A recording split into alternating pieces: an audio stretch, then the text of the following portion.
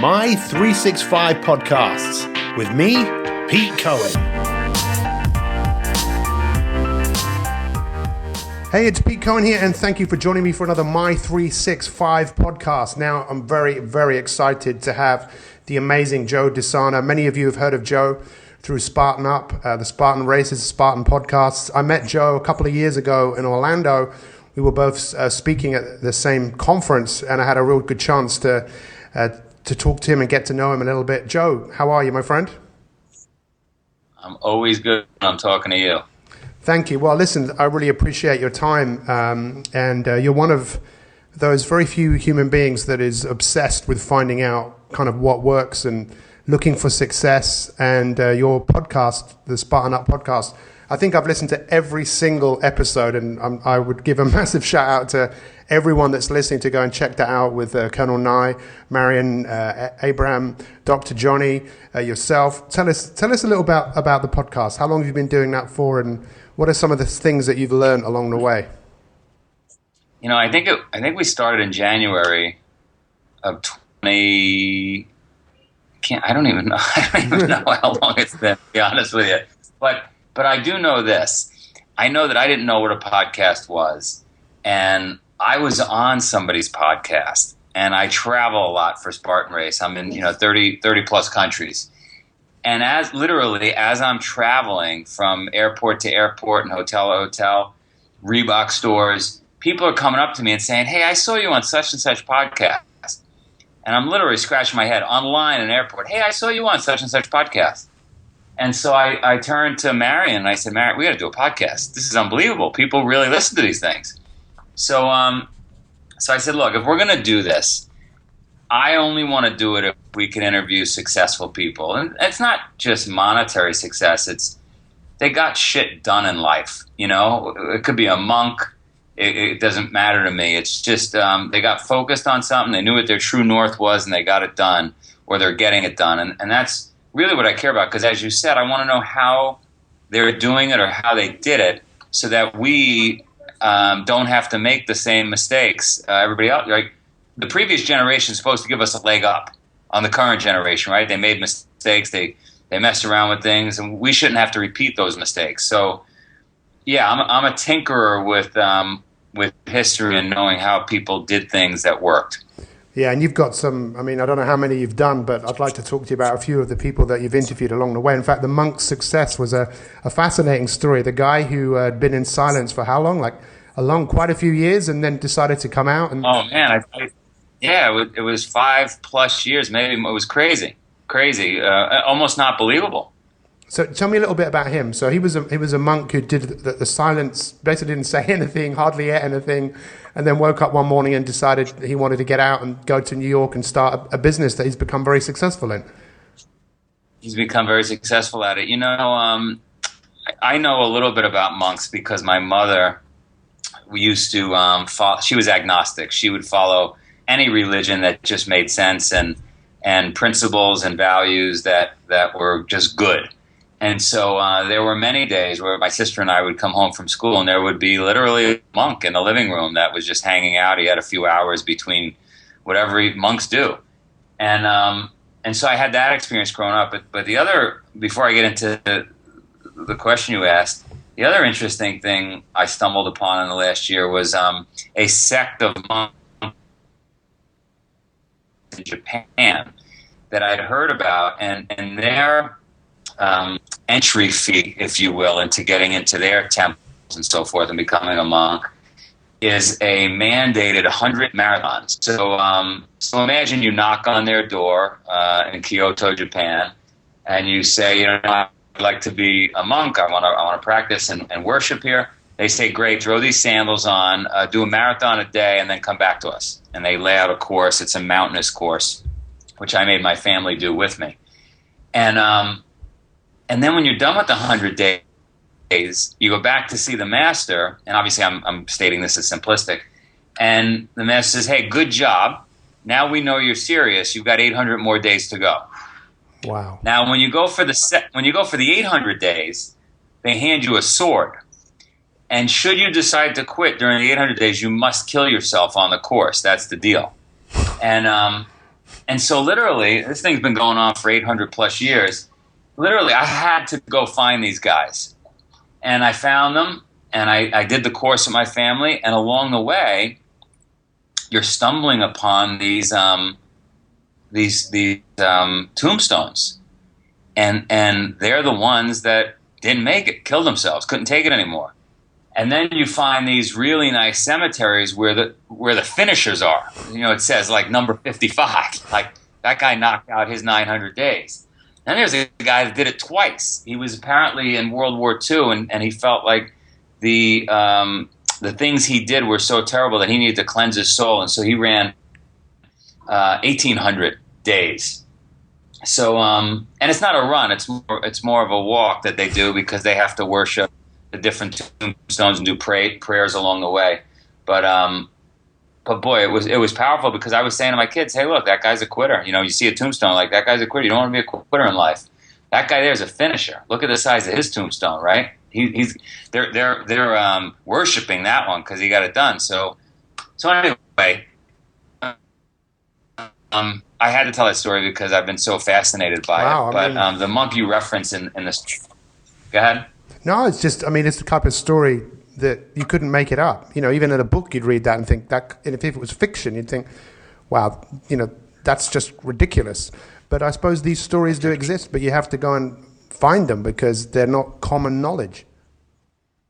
No, and funny enough, in Japan, even if you're in Kyoto and you're asking around, nobody really talks about this thing, and it is absolutely wonderful. I mean, my family and I are considering, we're 90% there. We think we're going to move to Japan next year because for me, it was such a spiritual, fantastic experience doing the course.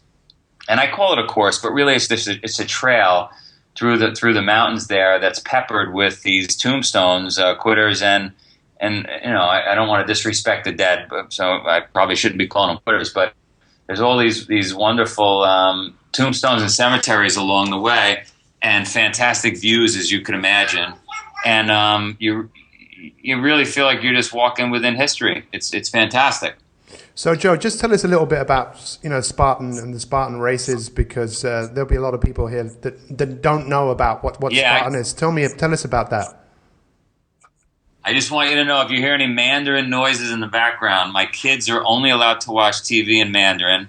We have a Mandarin-speaking nanny who does not speak English, so it might sound a little weird in the background. I apologize in advance. No, that's good. I like the sound of that.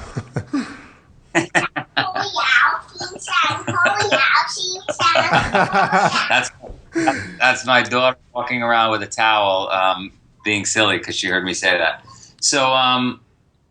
So where was I? I'm sorry. What was the question? Yeah, just tell us about Spartan, because obviously now it's become it's a global business.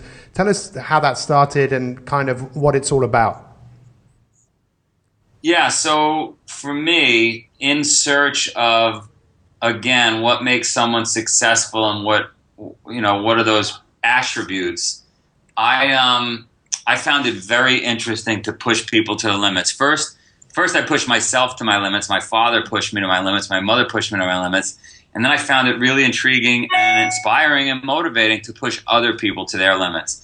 So I would take people on bike rides that, no joke, I took a guy, to give you one example. I mean, I could keep you busy for hours with stories, and I never told you this, Pete.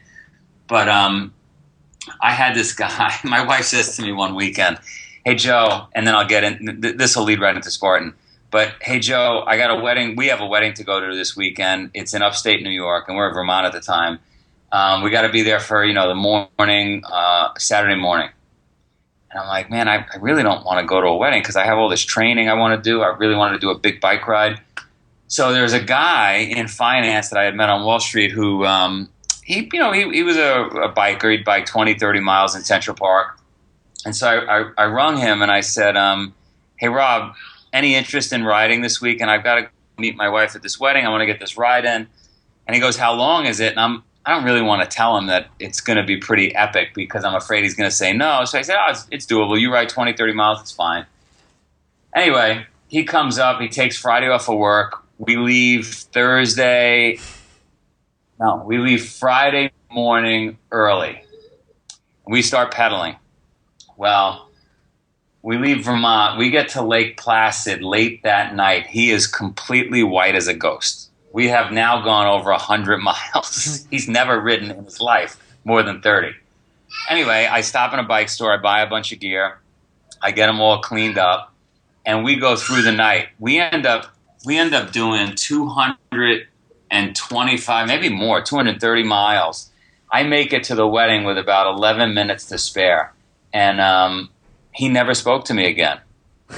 So anyway, literally. So, and I have hundreds of stories like this. So I really just enjoy pushing people and pushing myself in the process. And Spartan really was a derivation of that. It was, could we do it on a big scale? Could we put on an event with a fantastic name? You can't get a better name than Spartan. I would argue to all the people in the UK that love Richard Branson and love Virgin, that Spartan is a better name, it's a better brand. Maybe not as big, not nearly as big, and we don't have airplanes yet. But this idea of living like a Spartan, right? A minimalist, sweating, breathing heavy, and just getting it done in life was really exciting, combined with this concept of a military-inspired obstacle course. And you've got all the pieces that create this giant movement. It's almost a tribe, and it's global, and we're in a ton of countries, and there's not a culture we go to that doesn't love Spartan and know what it stands for. So I'm in Asia now, pushing Asia, because that's the new frontier for us. Well, I experienced firsthand Spartan, having done a couple of races last year, and I saw at one race, I think there were 200 people that dressed up as Spartans. I obviously had read your book before, which I would encourage everyone to read, Spartan Up. I know you've got a new book coming out quite soon, but I remember reading the Spartans. The more you sweat in battle, the less you bleed. Sorry, the more you sweat in training, the less you bleed in battle. And I'd like to explore something with you, if that's okay, because of all the things that interests me about what you do, it's that kind of pushing people to the limit and finding out what they have inside. And I thought of you the other day because I was hearing about this study that was done on rats. You'll love this study. You might have heard it.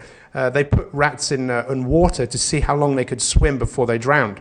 And they put them in, and most amount of time was 15 minutes. But then what they did is, when they started to drown, they took them out for a few minutes and then put them back in. And then the rats stayed in the water for hours and hours and hours and hours and hours and hours and hours, because in their head, this was the hypothesis that they thought, well, someone's going to rescue me.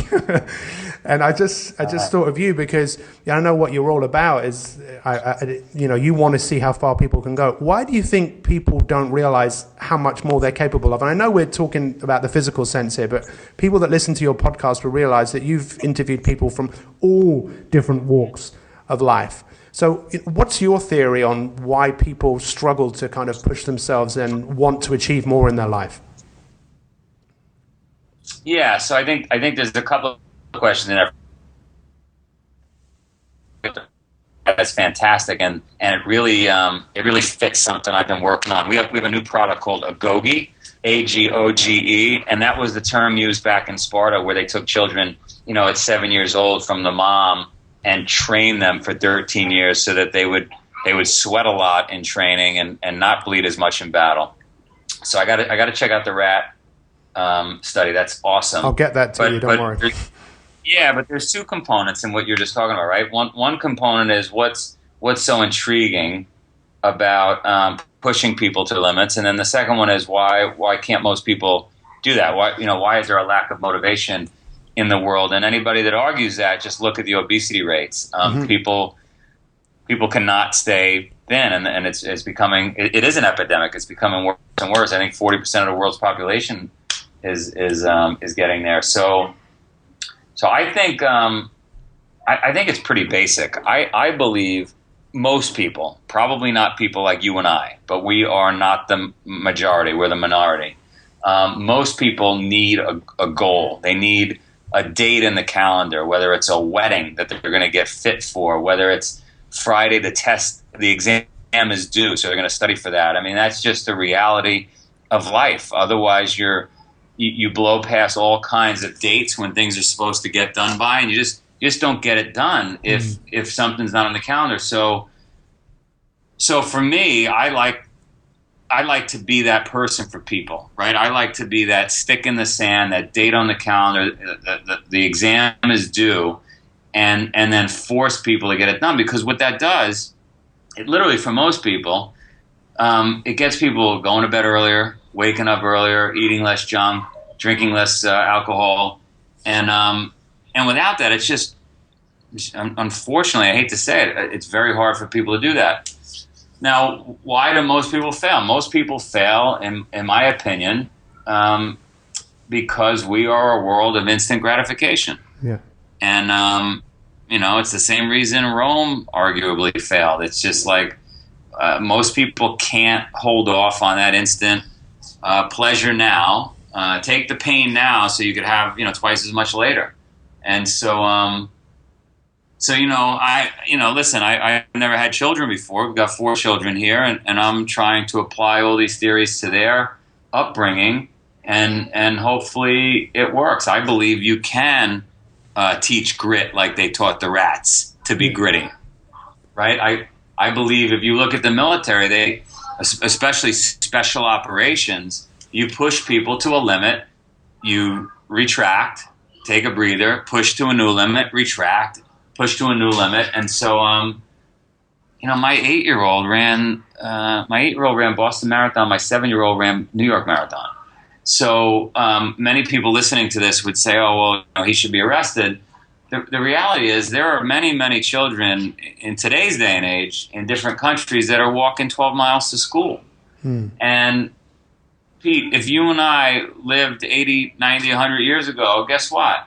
We'd be on a horse and carriage heading up over the mountains, the Rockies, on our way to California. And you'd say to me, hey, Joe, hold off the horses. Grandma just died. Your wife's pregnant. Indians are shooting at us from the side, and it's snowing, and a wheel broke. That was a normal day. Yeah, I think what's so fascinating to me is knowing that my great-granddad was 11 years old. He came over from Lithuania because they had to, and I'm sure your grandparents, your they had to struggle. It seems like everyone in history struggled to create a better life for us, but I think our biggest danger is getting comfortably uncomfortable to the point where we don't do anything. And having met you and read your book, it kind of inspired me even more to delve more into research and what works, what doesn't work. And there was something else I wanted to share with you that I realized that a lot of people, whenever they think of doing something they haven't done before, there's part of the brain that often goes, no, you don't want to do that. There's going to be pain. But if people go, and then they would go back to what they were doing before, but there seems to be a part of the brain that remembers everything, and it tracks all those hidden times you've thought about doing something, or you've made a promise, haven't kept it, and it remembers, and that really eats away at people's confidence. But I don't know whether you found this, but when people really find out what their potential is, it's because they did something they didn't really want to do or didn't think they could do. And that's what I saw with so many people that crossed the line at Spartan races, was this kind of the look on their face that they probably never made that expression before, like, wow, look what I just did. So yeah, I'm just curious. Well, there's a physical.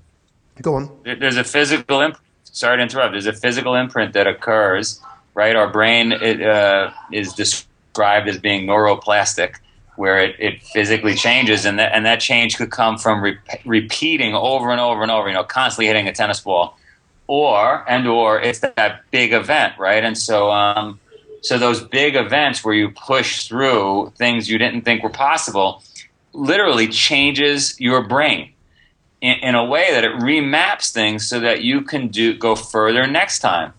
And so that's why it's so important to push yourself out of your comfort zone. What's the saying? I forget the saying, but it's basically saying, repeating doing the same things over and over again, expecting a different result is the sign of insanity, right? Yeah. So. Yeah, I think maybe we're all.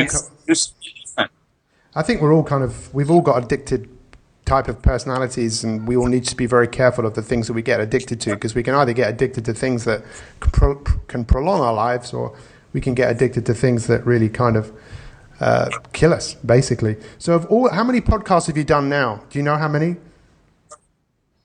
Well, what I did, because I'm a maniac, is I put 200 in the can. So I ran around the world. I wanted to do them in person, and I filmed 200 of them.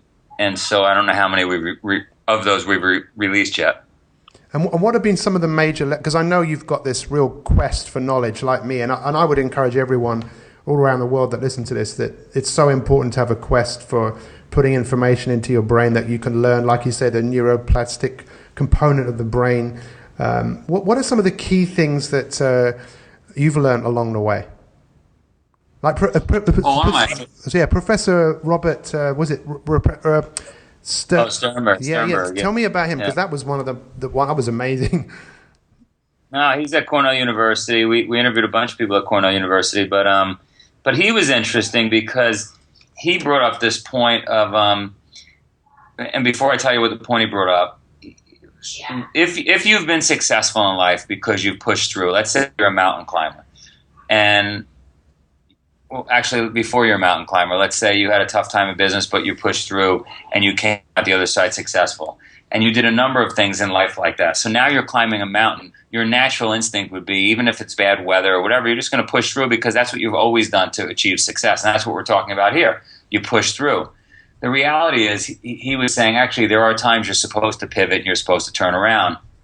And I believe what I got out of that conversation with him, and again, there's been many of them, so I might screw this up, but is it's okay to pivot, it's okay to turn around, and the way you make the decision is driven by what your true north is. So in other words, if you and I, Peter, want to be the greatest family men ever, the greatest dads, the greatest husbands, well, if we're 100 meters from summiting Everest and the bad weather rolls in, we probably turn around because we want to be home as husbands and good dads.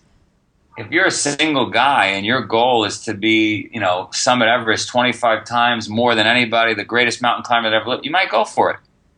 So really it depends on what your true north is, where your values and beliefs line up, and that's how you determine when you're supposed to push through. And now the tricky thing there is your mind is going to play tricks on you when the going gets tough. Yeah. And it's going to tell you, and you're going to absolutely believe it, and you'll be able to convince other people at that moment that the absolute right thing to do is to turn around. And where the magic happens is deciphering when your mind is playing tricks on you and when you're really supposed to turn around. So that's I don't know if all that came out of Sternberg or a blend of the 200 podcasts, but that was a big one for me. So it must have been a real cathartic experience for you, which I'd just like to ask you a couple of quick questions about that. But one of the key components of the philosophy that you've created for Spartan is about the true north, which I love because that really is in keeping with Napoleon Hill's, his first principle, your definiteness of purpose, knowing what you're here to do. And how important do you think that is for people to have a true north in their life? Well, I'll just give you a sentence, right? If you and I were driving and we didn't know where we were going, we can guarantee we'll never get there. So that's the analogy, right? If you don't know where you're going or why you're here, and now it can change. I compartmentalize my life into 15-year blocks, and in those 15-year blocks, I had different reasons for the push. My reason now is less about money and more about helping people. And I would say the first 15 years, and then even the first half of the second 15 years, I was very, very interested in making money. And I can't honestly say that I was smart enough back then to say, well, once I make a ton of money, I'm going to help people. But it wasn't the kind of thing that I don't need to be a billionaire. I don't need to make $100 million. I'm not one of those guys. Whereas a lot of people that want to make money can't stop. And I very clearly just wanted to make enough where it would just be a little easier. Yeah. And so anyway, my point to it is you can change your true north. So your true north right now is you like helping people, right? Helping people find their inner strength, helping people achieve more in their life. Is that right? No doubt about it. And kids, I'm crazy about kids. I'm attracted to them. They're attracted to me. I love pushing them well beyond their limits. As my daughter walks in, and she's going to have her own podcast. Oh yeah. Well, I'd love to listen. On a podcast. Let her speak. I wish I could speak to her in Mandarin, right? So, you moved. Say hello to people. Hey, how are you? That's Catherine. Hey, Catherine. I'm not sure she can hear me if you've got headphones on. But what I love about you, Joe, is you're right. That the previous generation should have handed down all the information to us that we needed to know to enrich our lives. And I think a lot of that information has got lost. And I love the way that you want to empower people. I'd love to work with you on the kids front. I'm a massive fan of helping the next generation. But look, just finally, just tell me, what are some of the other kind of key things that you've learned along the way, just from doing these podcasts, like revelations to you, things that you kind of, wow, that was interesting. Yeah, I mean, one of the greatest ones I did. I don't want to ruin it for the potential listeners, so I'm not going to give you a name, but I had this 70-plus-year-old Lebanese guy on who is a billionaire, and I thought this is going to be really boring. Like, I didn't even know what I was going to ask him. It was one of those days, and he just blew me away. I literally fell off my chair. This guy, his dad dies at a young age. This is the late 50s, early 60s in Lebanon. His dad's got a giant construction company in Lebanon.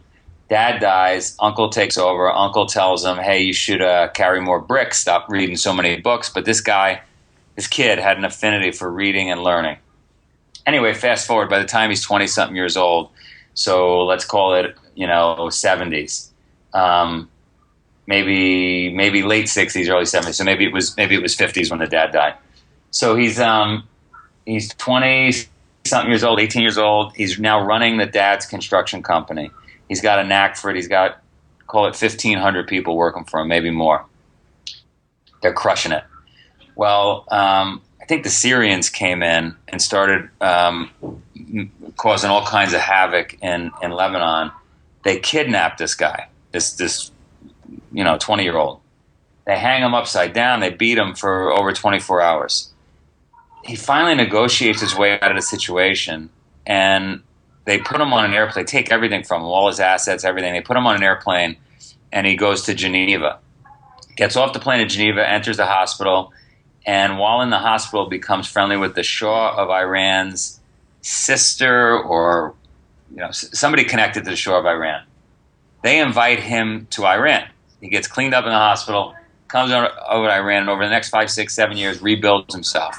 Starts to regain his wealth, starts building giant hotels for them, all kinds of things. Well, one day the housekeeper of his beautiful mansion, whatever, calls him and says, don't come home today. They're taking your friends out in the street. Turn on the news.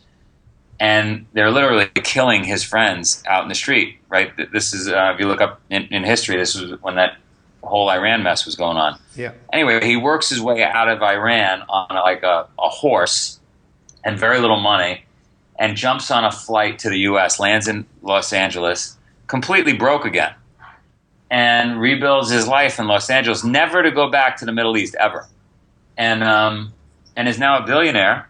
And it just goes to show you, like, we're all gonna have tough times. It's right, and shit's gonna go wrong. It's pretty rare to go wrong that much and twice and bounce back to that level. But it goes to show you anything's possible. Look at the rats. Yeah, absolutely. I'll get you that study. One of the things you definitely remind me of, and I would encourage everyone to do a few things for me or for Joe, which is to realize that there's more to you than meets the eye.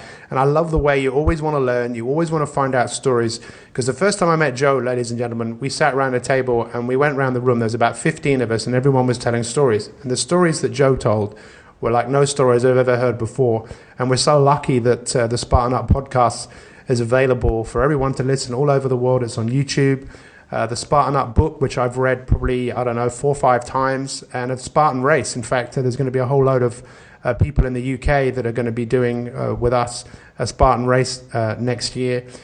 Joe, I really, really appreciate your time. I know I'm going to see you in a few weeks when you're over here in London in May. But yeah, man, just keep doing what you're doing, because it's rocking the foundations of the world and people's foundation, and showing people there's more to life than what they see right in front of them. So thank you so much for your time. Really, really charming and fascinating to talk to you. You're the man. I always love talking to you, and I will see you in a couple of weeks. Thank you, my friend. I hope you enjoyed this podcast.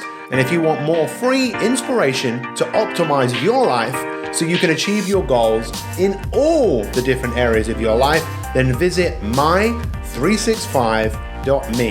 That's mi365.me and sign up to 365 days of free coaching with me, Pete Cohen.